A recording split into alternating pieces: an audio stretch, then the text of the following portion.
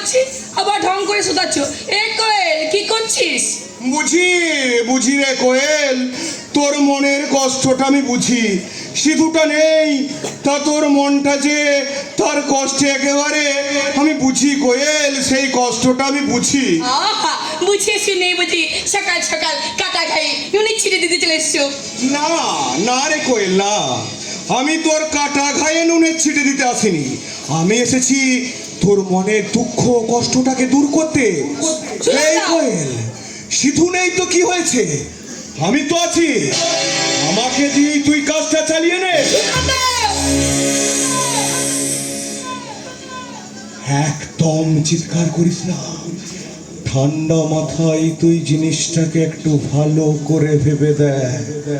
ঠান্ডা মাথায় জিনিসটাকে একটু ভালো করে ভেবে দেখ।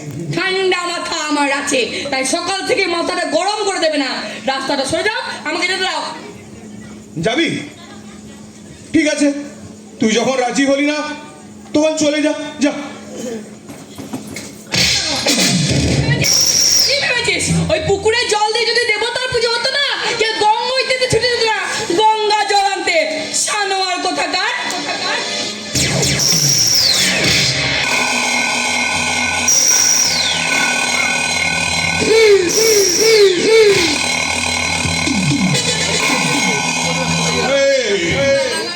সজাভাবে যখন বললাম তখন যখন রাজি হলি না, তখন পাকা পথটা আমাকে ধরতে হবে কোয়েল।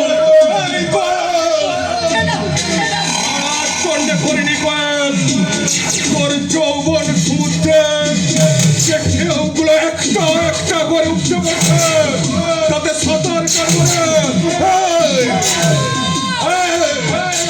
আমার সারা শরীরে সমস্ত শিরা উপশিরায় বলছে কাম কোথায় জ্বালা। সেই জ্বালাটাকে মিটিয়ে নেব রে কোয়েল, মিটিয়ে নেব।